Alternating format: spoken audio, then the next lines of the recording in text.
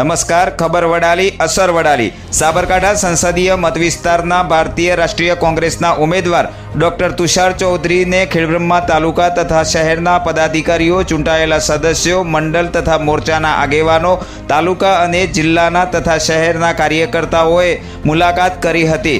મુલાકાત દરમિયાન તેમનો શાલ અને શ્રીફળ આપી વિશેષ સન્માન કરાયું હતું. ત્યારે લોકસભા ઉમેદવારને તાલુકા પ્રમુખ બમરસિંહ, શહેર પ્રમુખ અમિતકુમાર, મંત્રી શ્રીમતી લીલાબેન ડાભી, પ્રકાશભાઈ બ્રહ્મભટ્ટ, નરેન્દ્રસિંહ ચૌહાણ, રમેશભાઈ સોલંકી, દિલીપભાઈ જૈન, ગોપાલભાઈ રાવલ, વસંતભાઈ પટેલ, નરેશભાઈ પરમાર, પ્રવીણસિંહ સોલંકી, હરપાલસિંહ બાપુ, અનિલભાઈ વણજારા તથા પ્રકાશભાઈ ઉપાધ્યાય અને ચેતનસિંહ બાપુ હાજર રહ્યા હતા. તેમજ મોટી સંખ્યામાં કાર્યકર્તાઓ પણ ઉપસ્થિત રહ્યા હતા અને કુમકુમ તિલક કરી, સુકાન અને શ્રીફળ આપી તેમને શાલ ઓઢાડી અને વિશેષ જીતની કામના કરવામાં આવી હતી. અને તમામ કોંગ્રેસી કાર્યકરો અને આગેવાનોએ એક સંપ થઈ સાબરકાંઠા સીટમાં કોંગ્રેસની ભવ્ય વિજય મળે તે માટે કામી લાગી જવા માટે હાકલ કરી હતી. રિપોર્ટર ચંદ્રશેખર ભાવસાર, ખબર વડાલી, ખેડબ્રહ્મા.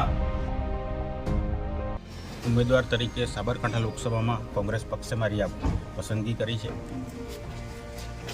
આ લોકસભાની ચૂંટણીમાં કેન્દ્ર સરકારની જે નિષ્ફળતાઓ છે એને અમે ઉજાગર કરવાનો પ્રયત્ન કરીશું. અત્યારે તમે જોઈ રહ્યા છો કે દેશમાં મોંઘવારીએ માજા મૂકી છે, બેરોજગારી કૂદકે ને ભૂસકે વધી રહી છે, લોકોને જીવવું મુશ્કેલ બની ગયું છે. આજે પરિસ્થિતિ એવી સામાન્ય લોકોની થઈ ગઈ છે કે સરકાર જો ગરીબ મફત અનાજ ના આપે તો પોતાના ઘરમાં ચૂલો ના સળગાવી શકે એટલી ગરીબીમાં ધકેલી દીધા છે.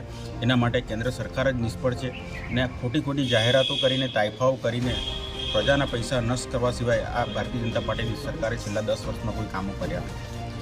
લાખો કરોડોની લોન મોટા ઉદ્યોગપતિઓની માફ કરવામાં આવે છે, જ્યારે ગરીબોને કોઈ રાહત આપવામાં આવતી નથી. એટલે તમે જોઈ શકો છો કે અત્યારે આપણે અમદાવાદથી આપણે હિંમતનગર આવીએ તો જે ફ્લાયઓવરની કામગીરી ચાલે છે, હું 2014માં મિનિસ્ટર હતો ત્યારના મેં મંજૂર કર્યા છે. આજે 2024 થવા જઈ રહી છે, હજી સુધી એ ફ્લાયઓવર પણ એ લોકો પૂરા કરી શક્યા નથી. એ જ બતાવે છે કે આ સરકાર કઈ રીતની કામગીરી કરી રહી છે.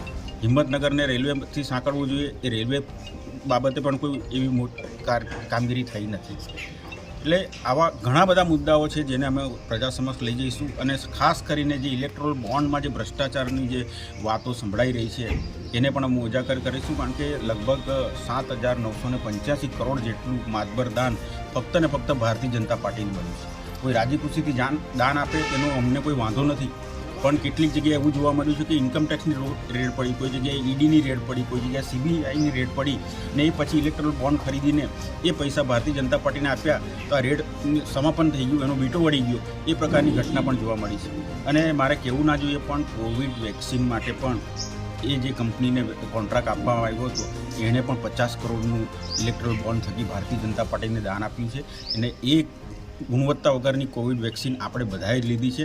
એના કારણે તમે જોઈ શકો છો કે આજે 25 વર્ષનું યુવાન નવરાત્રિમાં ગરબા કરતું હોય ને એકદમ ઢળી પડે એનું મૃત્યુ થાય. કોઈ જીમમાં કસરત કરવા ગયો હોય, કોઈ સવારે મોર્નિંગ વોક માટે ગયો હોય, કોઈ સામાન્ય ચાલતો હોય કે સામાન્ય દૈનિક ક્રિયા કરતો હોય ને બિચારો ઢળી પડે ને હાર્ટ એટેકથી મૃત્યુ થાય છે. એનું મૂળ કારણ પણ આ કોવિડ વેક્સિન છે. એટલે આ બધી જે લોકોના જીવ સાથે પણ ચેડા કરીને આ ભારતીય જનતા પાર્ટીએ જે કારનામા કર્યા છે એ અમે ઉજાગર કરવાનો પ્રયત્ન કરીશું.